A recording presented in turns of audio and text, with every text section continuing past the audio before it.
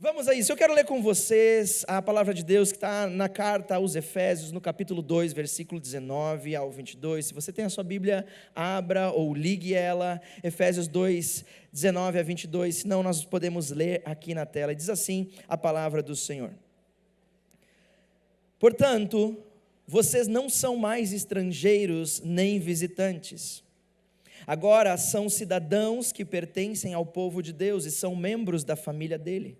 Vocês são como um edifício e estão construídos sobre o alicerce que os apóstolos e os profetas colocaram. E a pedra fundamental desse edifício é o próprio Cristo Jesus.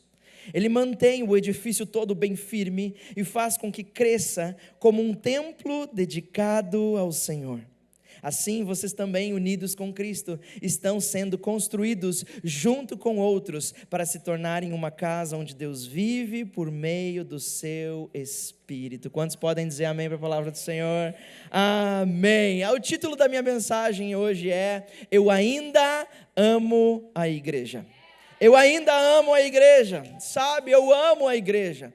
Eu fui criado dentro de uma, eu escolhi fazer parte de uma igreja. Eu escolhi e decidi construir a igreja de Cristo. Eu amo a igreja. Quantos mais comigo?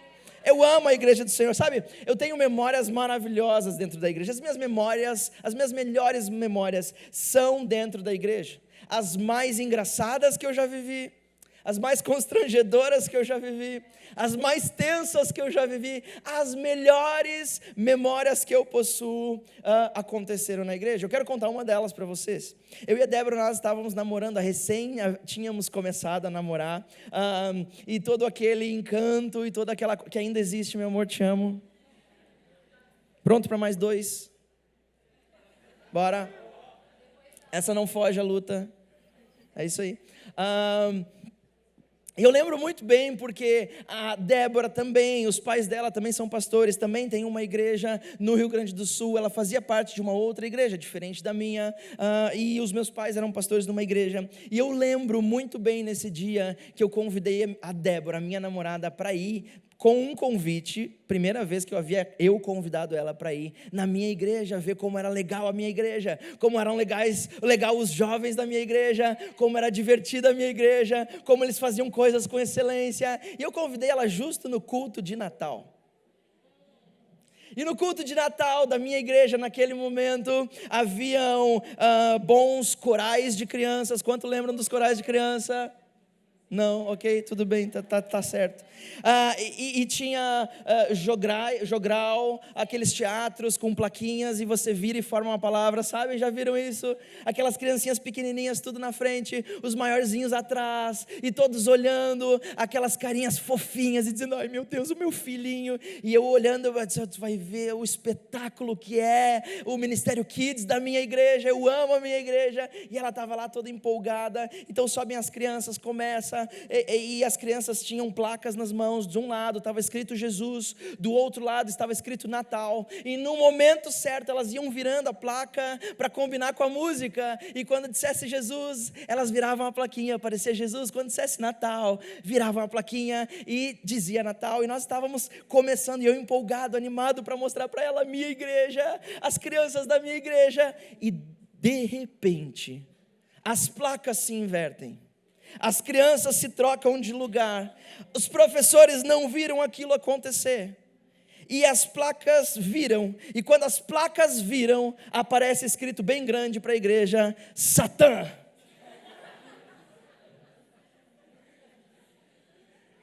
E eu fiquei olhando, ela começou a rir muito. Eu disse: não ri da minha igreja, é a minha igreja. É uma apresentação de Natal traumática para mim até hoje. Por isso que vocês não veem crianças com plaquinhas aqui na frente. Eu amo as nossas crianças. Eles nem sabiam ler, estavam segurando letras. Mas sabe, depois disso eu ainda amo a igreja. Eu lembro muito bem do primeiro acampamento de jovens que eu decidi ir, não do que me empurraram para ir. Mas eu lembro muito bem desse dia. Eu lembro que nós estávamos num lugar no interior, e havia gramado, e havia uma piscina feita para os jovens. Era um espaço grande, e nós não tínhamos um lugar para se reunir com esse ar-condicionado geladinho que nem está aqui dentro. O pessoal que está assistindo não precisa saber, né, gente? e nós estávamos debaixo de uma tenda de circo, azul e amarela, que nós usávamos para fazer evangelismo. E eu lembro muito bem desse dia que nós entramos e nada dava certo, os microfones davam choque nas pessoas, o chão era de barro, era grama, mas nós estávamos empolgados no primeiro acampamento de jovens, e eu estava emocionado por aquilo que eu ia viver. E eu lembro muito bem, quando a mensagem termina, o louvor começou, a mensagem começou e ela logo terminou. Foi uma mensagem rápida, mas eu lembro muito bem do que aconteceu quando o pregador da noite disse: quantas pessoas, quantos jovens aqui querem agora, nesse momento, fazer um pacto com Deus para entregar a sua vida a Ele e decidir seguir a Jesus e decidir se envolver no ministério de Cristo. E eu lembro muito bem aquilo que aconteceu. Eu senti como um soco no meu peito, e era o Espírito Santo falando comigo pela primeira vez, de uma maneira tão forte, tão real, me chamando para fazer igreja. E eu lembro como se fosse hoje, eu caí de joelhos naquele barro e comecei a chorar, e eu senti a presença do Espírito Santo falando comigo e me impulsionando para o ministério, e eu só ouvia essa palavra: eu amo a igreja, eu amo a igreja. Os choques não importavam, o lodo não importava, eu ainda amava a igreja. Eu lembro do dia do meu batismo. Eu era criança ainda e eu escolhi ser batizado. Eu lembro que o meu pai não sabia que eu seria batizado, mas a minha mãe sabia, obviamente, precisava da autorização de um maior. Mas o meu pai naquela manhã estava batizando outras pessoas. E de repente eu lembro da emoção que foi sair de trás de uma dessas cortinas, e o meu pai, depois de ter batizado talvez 20, 30, 40 pessoas, sai, a pessoa que estava com o microfone na mão, porque naquela época não era sem fio, era com fio. Então se você entra com fio dentro da piscina, você entra pela última vez nela, certo?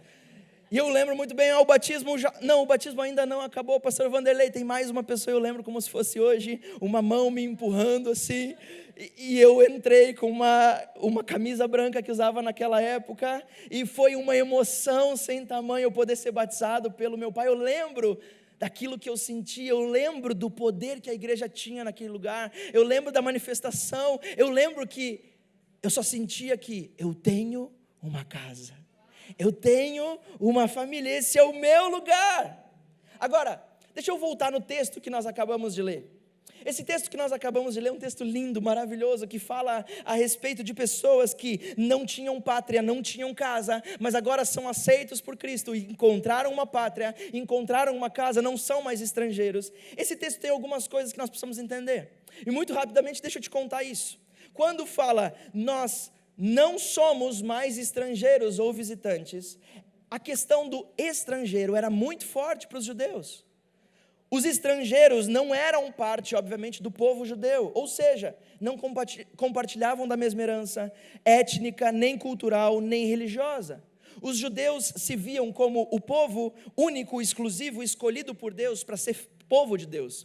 Isso fazia com que todos que entravam nas suas cidades, que não pertenciam ao povo de Deus, não eram nem aceitos, nem amados e nem escolhidos por Deus. Eram estrangeiros, não tinham casa.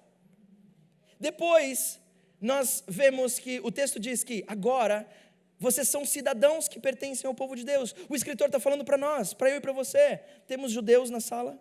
Judeus, descendência? Não? Ok. Para nós todos.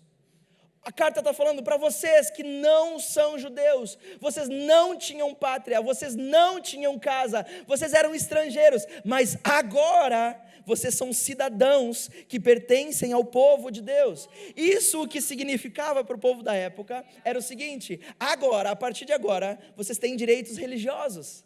A partir de agora vocês têm acesso às festas a Deus. A partir de agora vocês têm acesso ao templo. A partir de agora vocês têm acesso à celebração. A partir de agora vocês têm acesso à vida em Deus e com Deus. Mais do que isso, a partir de agora, o que o escritor estava dizendo, vocês têm apoio social, porque a comunidade tinha leis que protegiam os desfavorecidos, principalmente órfãos, viúvas.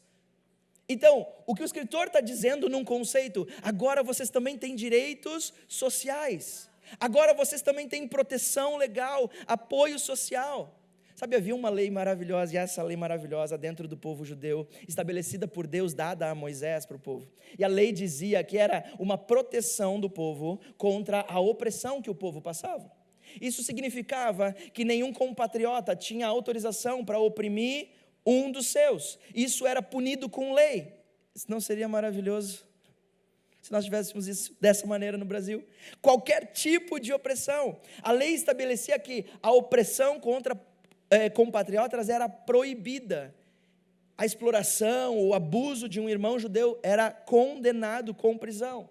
Ou seja, quando o escritor está dizendo isso, ele está dizendo, Deus está dando direitos a vocês.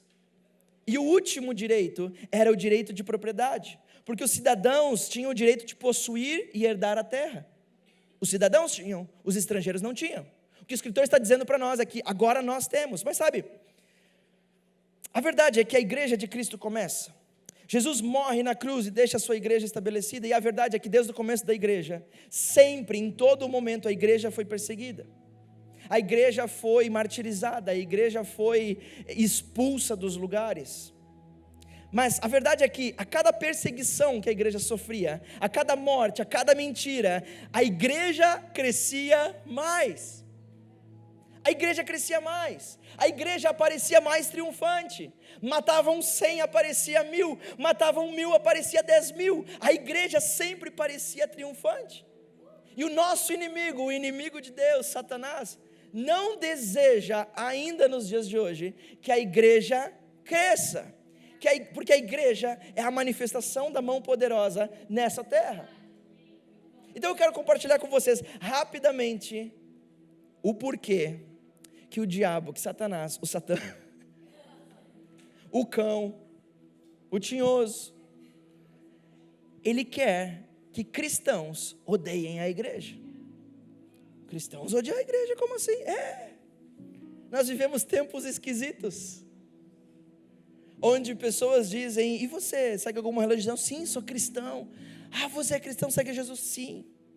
Meu facho está fechando comigo. É o amor da minha vida. E que igreja você vai? Não vou em igreja, não gosto de igreja, odeio igreja. Como assim? É possível? Esse é o trabalho que o inimigo de Deus e o nosso inimigo faz todos os dias, para odiarmos a igreja. Por quê? Porque em primeiro lugar, Deus ama a igreja.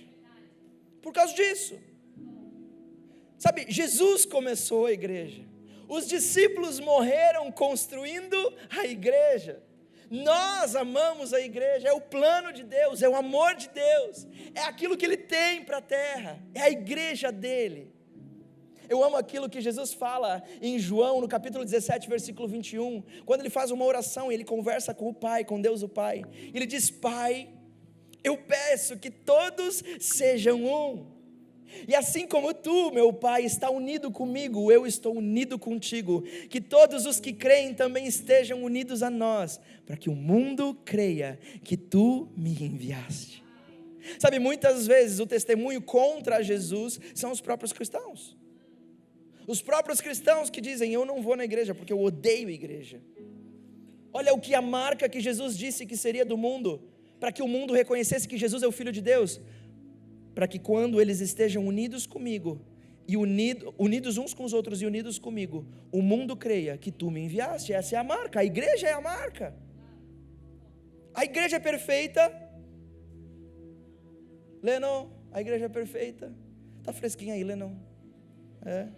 Você tem ventilador, é sem vergonha.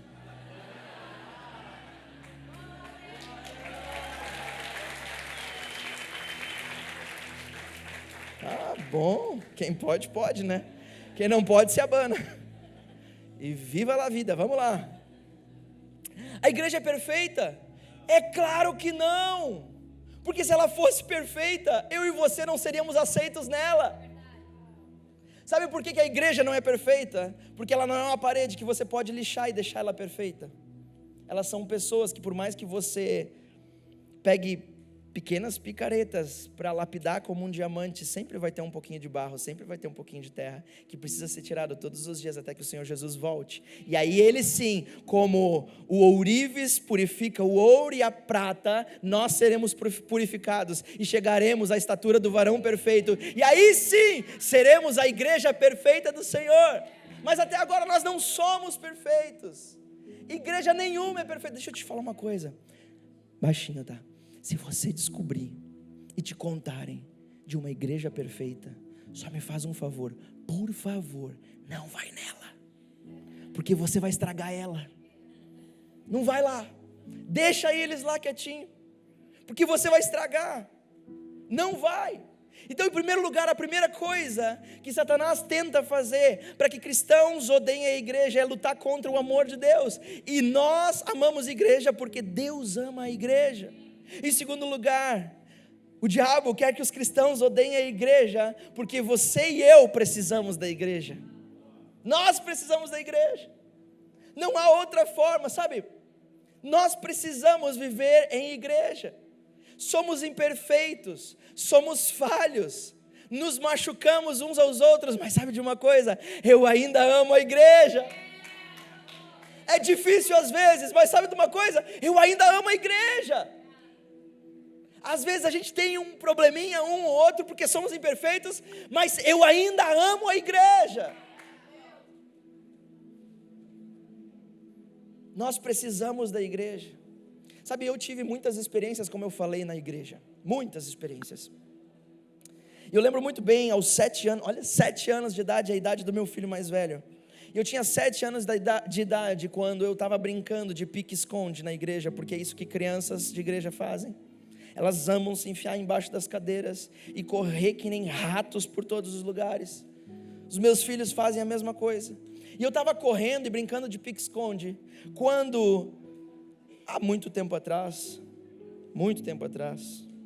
quando os incas e maias se reuniam, eu entrei correndo, não tinha começado a reunião ainda, eu entrei correndo pela porta no corredor, e eu lembro muito bem de um presbítero da igreja, não sei se era presbítero, o que ele era, ele estava na porta, de terno, de gravata. Quem lembra dos tempos de terno e gravata? Ok? Talvez hoje seria maravilhoso para esse tempo. Sapato bem encerado, lindo, maravilhoso, um terno cinza amarronzado, tu quer que eu aumente o pad? Uma gravata dourada, sapatos marrons bem lustrados. E eu entrei correndo, ele estava de costas, quando ele me viu, não deu tempo, eu não sei o que aconteceu, ele me pegou pela orelha. Eu passei, eu voltei pela orelha. E eu lembro até hoje ele dizendo: tu tá pensando aqui que é a casa da tua mãe, menino? E eu olhando, não é a minha. Mais pra ti? Tá legal? Eu entendo, eram tempos diferentes. Tá tudo certo, eu lembro dele. O Maninho. Ele era um senhor, o nome dele era Maninho. Eu lembro dele. Falecido Maninho. O Maninho eu já conhecia ele velho, então vocês já imaginam como... Mas eu lembro como se fosse hoje. Eu chorei, mas depois de ir pro colo da minha mãe, a minha mãe disse: meu filho, pra todo tá mundo, tudo bem, só tenta não correr aqui dentro, tá tudo certo, vai brincar com os amigos lá fora. Mas não ficou rancor dentro de mim, porque eu ainda continuei amando a igreja. Eu lembro quando o batismo que eu acabei de mencionar mudou a minha vida. Eu senti a presença do Espírito Santo e eu dizia: nossa, como eu amo esse lugar, como eu amo estar nessa presença. Eu até esqueci dos anos atrás, do puxão de orelha. Mas eu lembro, e essa foi foi mais recente. Eu já tinha uns 17 anos de idade. E nesse momento, quando o Senhor me chamou para o ministério e eu comecei a me envolver nas coisas da igreja, comecei a fazer as coisas da igreja, eu lembro de ter ido para um congresso, em outra cidade, longe do lugar onde eu conhecia, em uma das igrejas que nós fazíamos parte. E era uma igreja muito grande, muito bonita, linda, maravilhosa. Todo mundo parecia ter saído de uma capa de revista. Um lugar lindo. E eu lembro que o pastor escolheu jovens para distribuir a ceia, porque era um culto diferente. E naquela época eu usava o melhor que a moda tinha para oferecer. Uma camiseta branca, super colada no corpo, mostrando todo o meu potencial de frango. tênis branco e uma calça jeans rasgada da coxa até lá embaixo, completamente destruída. Daquelas que os pais, quando você volta para casa, vocês não usam mais calça rasgada, né? Agora vocês usam calça grande, tá bom. Mas na minha época, dos Incas e Maias, nós usávamos, e aí quando eu cheguei com aquela calça comprada na loja, não foi eu que rasguei, meu pai disse: meu filho, você gastou dinheiro, te roubaram, porque deixou metade da calça lá. E eu cheguei para serviçar, e aquela era a minha melhor roupa, nova, em folha, novinha em folha, eu levei para aquela viagem para usar. Eu vou dizer: nossa, é a minha melhor roupa, porque eu quero ir com a melhor roupa que eu acho que é, porque eu amo a igreja. E na primeira dia nos disseram como servir a ceia, e isso ia ser no domingo, e no sábado nos explicaram, me disseram por onde eu tinha que andar, qual corredor, quem eu servia, quem eu não servia, esse lado ficava comigo. Quando chegou o domingo, eu botei a minha melhor roupa, e eu cheguei, e a pessoa que estava cuidando da Santa Ceia disse: você não tem outra calça não? Eu disse: não tenho não. Você não pode servir ceia com essa calça. Por quê? Porque ela não é apropriada. E obviamente eu tentei discutir no bom sentido, porque eu queria fazer parte daquele momento, eu queria me envolver, mas a pessoa disse que eu não podia. No momento me machucou, porque eu tinha 17 anos, e eu disse: eu queria tanto fazer parte desse momento, e eu fiquei sentado, enquanto os amigos que foram comigo na viagem serviram a ceia, eu tomei a ceia, estava tudo certo. Mas sabe de uma coisa, isso não me machucou a ponto de eu desistir da igreja, porque Jesus ama a igreja é para mim, eu preciso da igreja, e eu ainda amo a igreja, eu ainda amo a igreja. Muitas pessoas dizem: eu não preciso de igreja para ser cristão. E deixa eu te falar uma coisa, você tem total razão. Você está certíssimo. Ninguém precisa de igreja para ser cristão, porque ser cristão é copiar os passos de Jesus. Tudo certo. Você não precisa de igreja para ser cristão. Mas deixa eu te contar uma coisa. Você também não precisa de casa para ter um relacionamento e casar com alguém. Agora experimenta casar com alguém e passar longos tempos sem voltar para casa, para ver se seu relacionamento com a sua esposa, com o seu marido continuam bem. Experimenta, te desafio.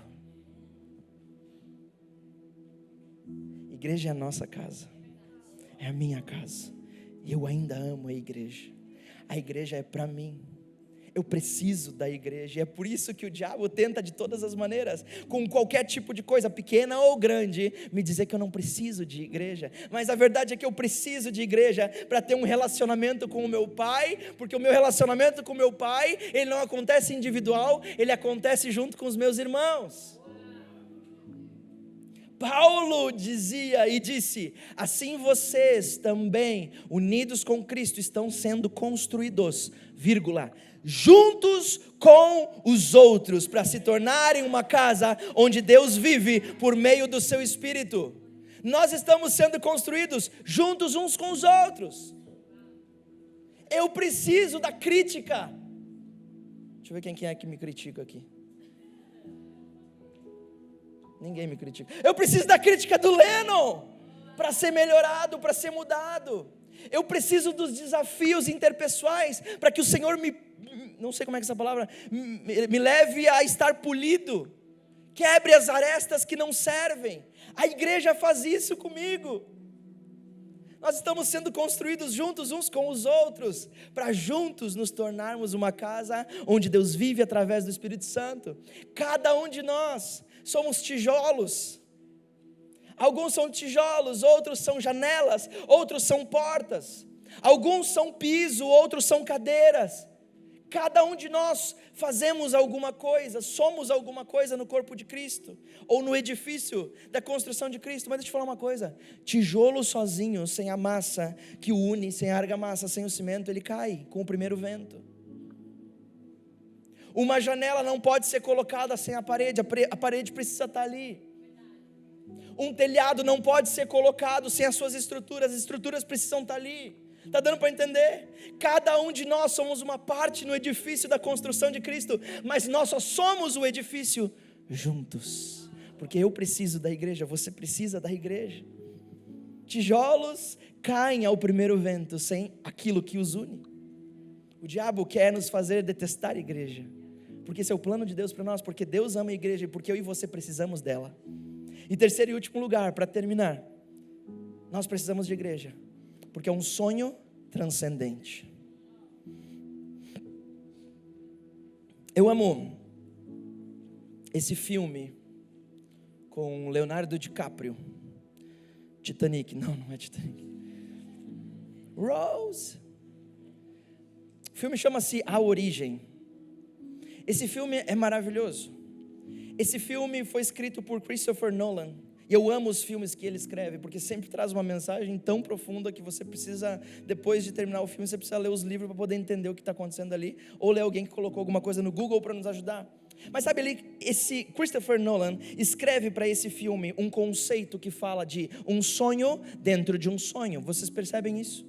Que ninguém sonha por si só, sempre tem um sonho. Se você está sonhando um sonho que outra pessoa já sonhou, e você pode muito bem estar dentro do sonho de outra pessoa. Obviamente que isso no filme é muito caricato, mas na vida real a verdade é que acontece assim. Deixa eu te falar uma coisa, nenhum de nós, nenhum sonho que nós temos é individual. Nós não sonhamos ou planejamos coisas individuais. Nós não acordamos um dia e começamos a sonhar e ninguém antes de nós sonhou. Não, nós sonhamos um sonho que outra pessoa já sonhou, e nós estamos fazendo parte do sonho de outra pessoa, e provavelmente essa outra pessoa também faz parte do sonho de outra pessoa. Eu amo a frase que diz nesse filme, quando diz: você não escolhe um sonho, é o sonho que escolhe você. E trazendo isso para a igreja, é muito verdade. Eu não escolho o sonho de igreja, o sonho de igreja que é de Deus me escolheu. Eu vivo o sonho dentro do sonho de Deus. Eu amo que a igreja não é um sonho meu, a Zoe não é um sonho meu e da Débora, não é apenas um sonho dentro de um outro sonho. A verdade é que antes de mim alguém sonhou igreja e me contagiou com o sonho, e agora eu sonho igreja dentro do sonho de outra pessoa. Meus pais e os meus sogros foram pastores, os meus sogros ainda são pastores principais de igreja, os meus pais foram por quase 40 anos, e sonharam igreja por quase 40 anos, e esse sonho me contagiou e contagiou outras pessoas.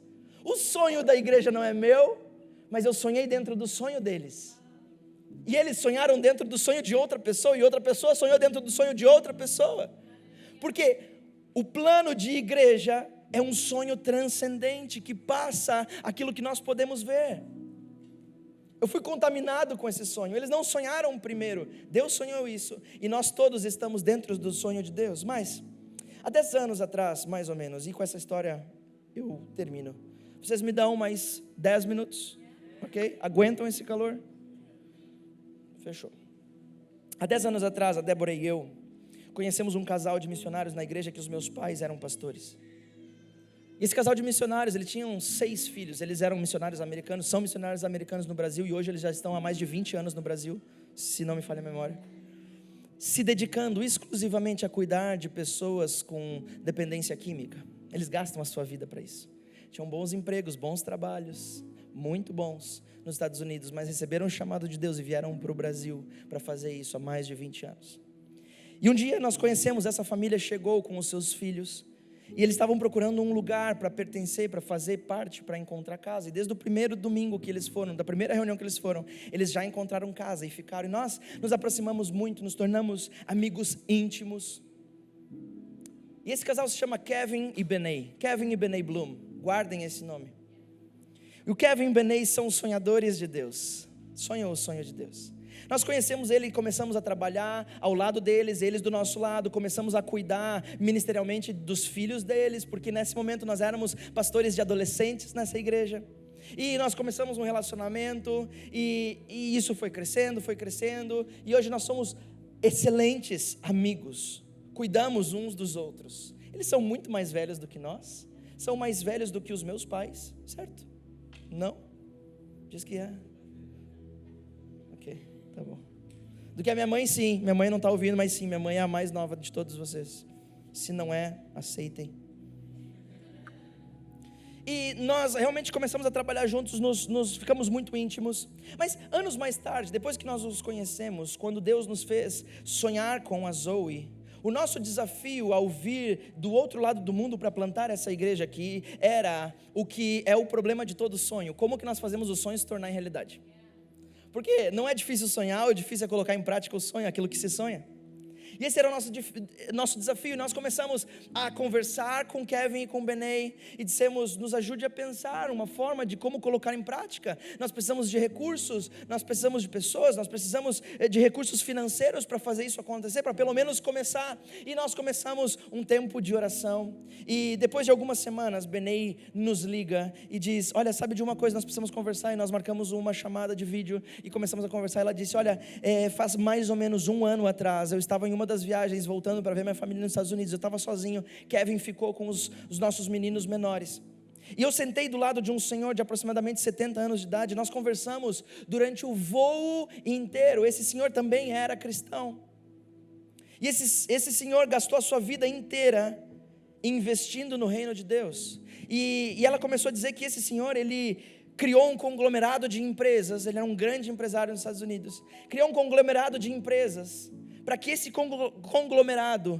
e os lucros dessa igreja pudessem financiar a abertura de igrejas ao redor do mundo, pudessem financiar atletas cristãos, pudessem financiar universitários, tudo pela causa do reino de Deus. E a Benei disse, eu só conheci ele no voo, faz mais de 1 ano, a gente trocou telefones, mas eu nunca mais falei com ele. Eu acho que nós poderíamos ligar para ele. Eu olhei para Débora e disse, que? Esses americanos são mesmo doidos. Você viu a pessoa uma vez, conversou com ela por, 8, 9 horas, talvez, quem sabe, mas nunca mais. Era de outra cidade, de lugares diferentes. Sabe, ela ligou para esse senhor, o nome dele é David, e a esposa é Lisa, David e Lisa Flo.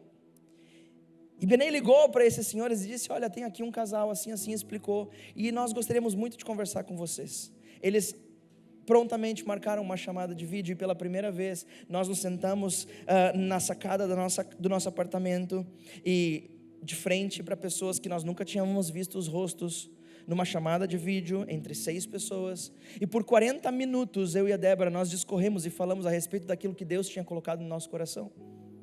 Sabe, esse senhor sonhou igreja pela vida toda. Kevin e Benei sonharam igreja pela vida toda, amam a igreja. E depois de 40 minutos, eu e a Débora não tínhamos dito ou mencionado qual seria o nome da igreja, porque nós não achamos que era importante nesse momento. Quando terminam os 40 minutos, a única pergunta desse senhor é, qual será o nome da igreja? E nós dizemos, o nome da igreja será a Igreja Zoe. Um silêncio constrangedor fica numa conversa de vídeo. E eles não falam nada por alguns milésimos de segundo que pareceram a eternidade. Os dois se olham lá do outro lado, e depois de algumas lágrimas derramadas desses senhores nos Estados Unidos, eles disseram, há mais ou menos 2 meses atrás, o mentor da nossa vida, desde 17 anos de idade, faleceu. E nós investimos no ministério dele por décadas, e nós amávamos o ministério dele. Agora outra pessoa assumiu, o ministério vai mudar de direção, vai trocar de nome. E fazem 2 meses que Lisa e eu temos orado e pedido a Deus outro lugar para investir os nossos recursos. Mas na verdade o ministério desse senhor, desse meu mentor, se chamava Zoe. E há mais ou menos 2 meses nós temos pedido todos os dias, incessantemente, que o Senhor nos dê outra Zoe para investir.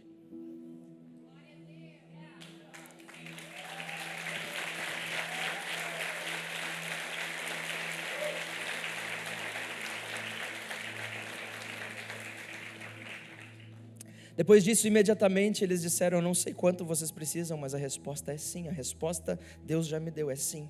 Nós vamos ajudar, nós vamos investir, nós queremos ver essa igreja nascer, nós queremos ver essa igreja crescer. O que vocês precisarem, nós pudermos fazer, nós vamos fazer. Sabe por quê? Porque depois de décadas e décadas servindo a igreja, depois de décadas e décadas de desafio, depois de décadas e décadas, com certeza, de desgostos, de problemas na igreja, porque ninguém é perfeito, David e Lisa Flo continuam amando a igreja, Kevin e Benei continuam amando a igreja, eu e Débora continuamos amando a igreja. Meus pais sonharam com a igreja, os meus sogros sonharam com a igreja, Kevin e Benei sonharam com a igreja, Lisa e David sonharam com a igreja, e nós Estamos aqui sonhando com a igreja. Isso é um sonho dentro de um sonho, dentro de outro sonho, e dentro de quantos outros sonhos? Você nunca vai sonhar um sonho de Deus sozinho. Sempre haverá pessoas também sonhando o mesmo sonho de Deus com você. Eu estou nessa plataforma hoje, não pelos meus esforços, não pela minha capacidade. Outros vieram antes de nós, outros choraram antes de você, outros oraram antes de você para você estar aqui hoje. Outros buscaram a Deus antes de você, para você estar aqui nesse dia. Ei, outros se gastaram em oração por vocês, para que hoje vocês pudessem estar dizendo: Jesus, eu te aceito como Senhor e Salvador da minha vida, e para trás eu não volto. Outros choraram por vocês, outros oraram por vocês, outros sonharam por vocês. Não é pelos meus esforços, mas pelos esforços de outros que vieram antes de mim, pelas orações de outros que vieram antes de mim, pela dedicação de muitos outros que vieram antes de mim. Igreja não é um plano meu ou um plano seu. Igreja é um plano transcendente, onde uma geração sempre constrói os degraus para que a próxima geração possa pisar. Eu não construo igreja para mim, eu não construo igreja para minha geração, eu construo igreja para a próxima geração.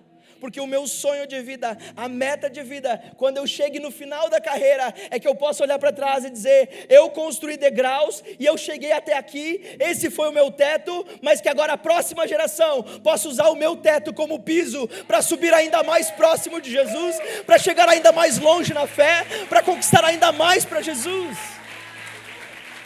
O nosso teto, igreja Zoe, será o chão que a outra geração irá pisar e chegar mais perto.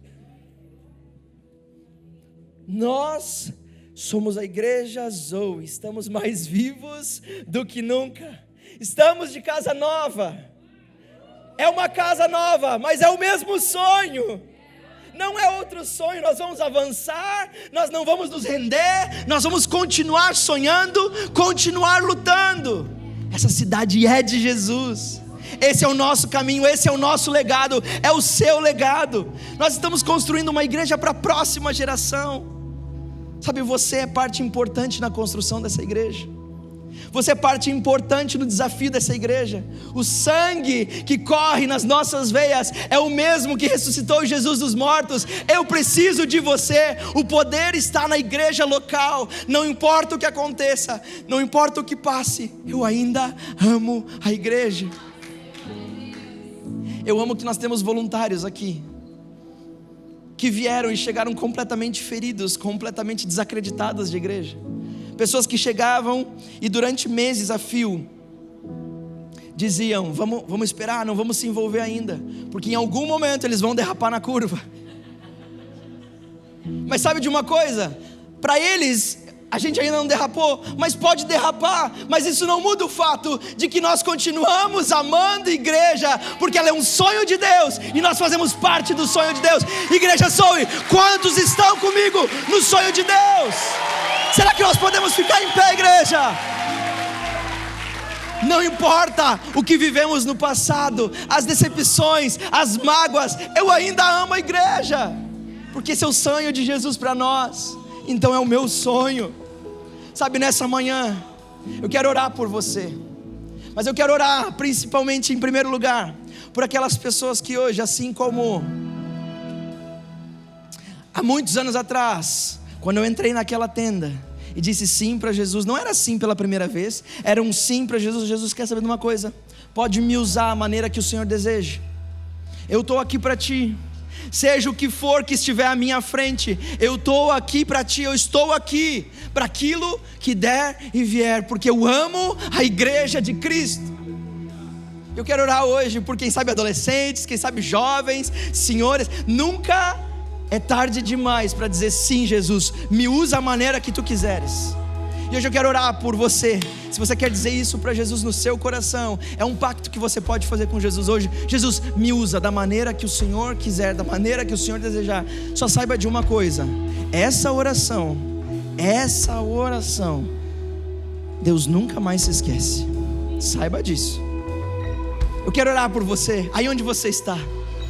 Senhor Jesus, nessa manhã, Pai, Tu nos vês, Senhor, pequenos, falhos, mas ao mesmo tempo, Senhor Jesus, estamos corajosos e audaciosos em Te dizer nessa manhã: nos usa, Senhor. Nós amamos a igreja, nós Te amamos, venha o que vier, passe o que passar, custe o que custar, nós amamos a igreja de Cristo, nós Te amamos, Jesus. Por isso nós estamos aqui. Se esse é o teu caso, diga a Ele: eis-me aqui, Senhor. Estamos te dizendo aqui: eis-me aqui, Senhor, eis-me aqui, Senhor. Tu és o nosso Senhor, Tu és o nosso Salvador, Tu és o amor das nossas almas, e nós amamos a igreja de Cristo, nós amamos a causa de Cristo, nós amamos o sacrifício de Cristo. Senhor, eis-nos aqui, nós estamos aqui, usa as nossas vidas da maneira que o Senhor desejar. Pai, em nome de Jesus, Tu vês essas decisões sendo tomadas agora, nesse momento. Eu sei que o Senhor vê, o Senhor ouve, o Senhor escuta e o Senhor atende. Pai, em nome de Jesus, eu declaro uma palavra, Senhor Jesus, de cura, uma palavra de bênção sobre a vida das pessoas que estão decidindo seguir o Teu caminho, seguir o caminho de amar a igreja incondicionalmente, Pai. Em nome de Jesus, honra essa decisão, em nome de Jesus, amém e amém. Sabe a decisão que você tomou hoje? Como eu falei, Deus ouve e Ele não se esquece. Isso significa que se você se colocou à disposição dEle, Ele vai te usar. Não é, isso é promessa bíblica, isso é promessa de Deus. Não é talvez, se, não, Ele vai te usar. Esteja preparado para dizer sim para Jesus. O primeiro momento que Ele disser: ei, preciso de Ti agora. Sabe de uma coisa? Mas Senhor, me magoaram, me entristeceram. Eu preciso de Ti agora, cara. Mas Senhor, me pisaram. Mas cara, sabe de uma coisa? Me chicotearam e mesmo assim eu continuo amando a igreja.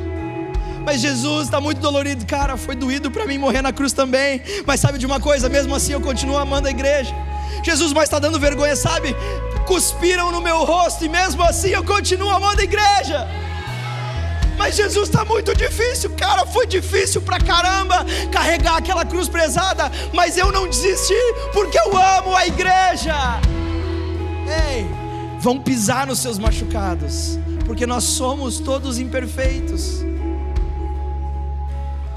Satanás vai tentar te fazer odiar a igreja, mas sabe de uma coisa? Deus ama a igreja. Você precisa da igreja, eu e você precisamos da igreja, e nós vamos continuar amando a igreja. Como é a igreja Zoe? Nós vamos continuar amando a igreja. Como que é? Nós vamos continuar amando a igreja. Aleluia. Antes de nós terminarmos, nós estamos no tempo certo. Eu quero fazer mais uma oração, e essa oração é por todas aquelas pessoas que estão aqui nessa manhã, sabe? Esse Jesus que eu acabei de falar é o Jesus que morreu pelos meus e pelos teus pecados. Como assim? Sabe, nós estávamos pela eternidade afastados de Cristo. Não tinha chance de nós estarmos perto de Cristo. O nosso pecado nos jogou longe de Jesus, nos jogou longe de Deus. Nós não tínhamos acesso a Ele, mas Jesus construiu uma ponte e nos reconectou com o Pai.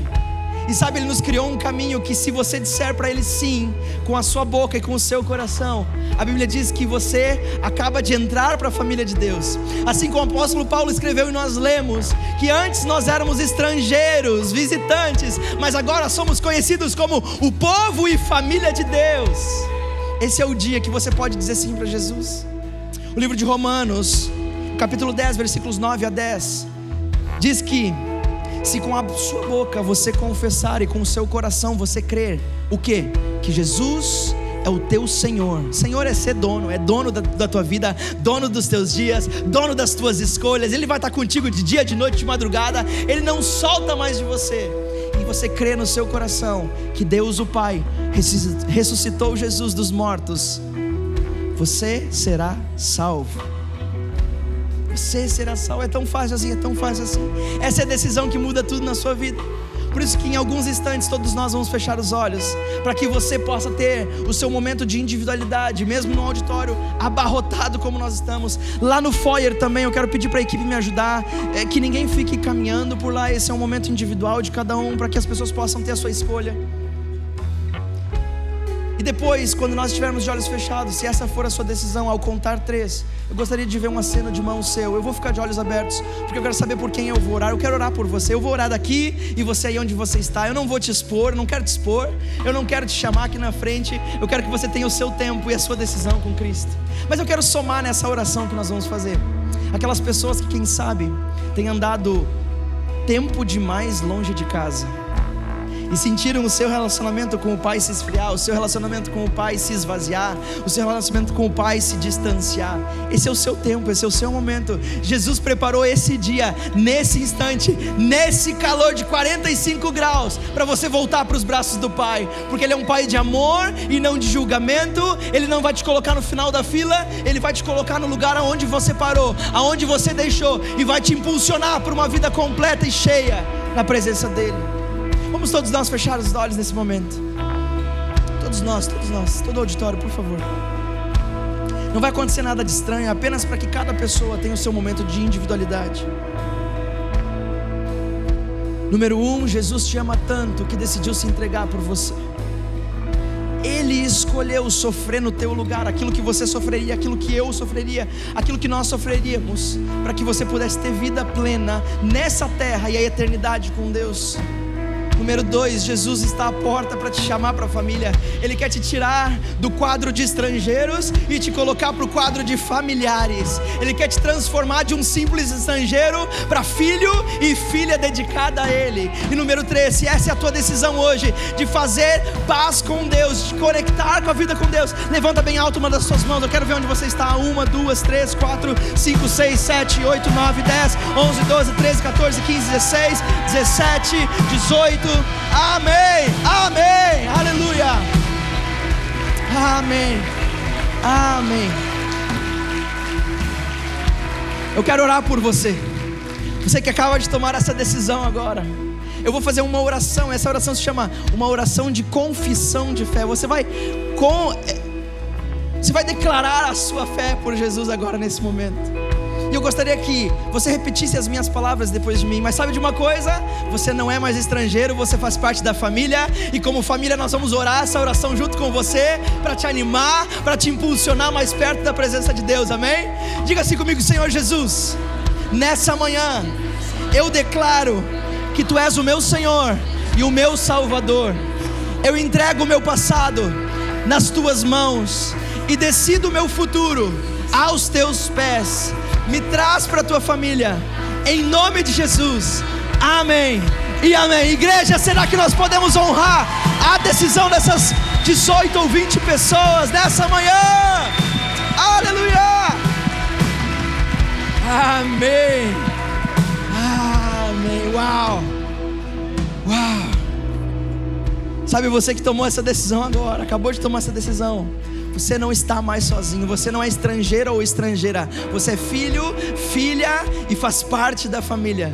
No final dessa reunião, a saída por qualquer uma das portas, nesse espaço que é o nosso foyer, ali atrás, você vai encontrar um lugar, uma placa escrita: eu decidi seguir a Jesus, como está estampado nas camisetas dessas lindas pessoas que decidiram seguir a Jesus e declarar publicamente isso: eu decidi seguir a Jesus. Nós queremos entrar em contato com você, nós queremos te apoiar, animar a sua fé. Nós estamos aqui para você. Qualquer dificuldade, nós estamos aqui para você, porque juntos nós somos melhores. Juntos nós somos melhores, família.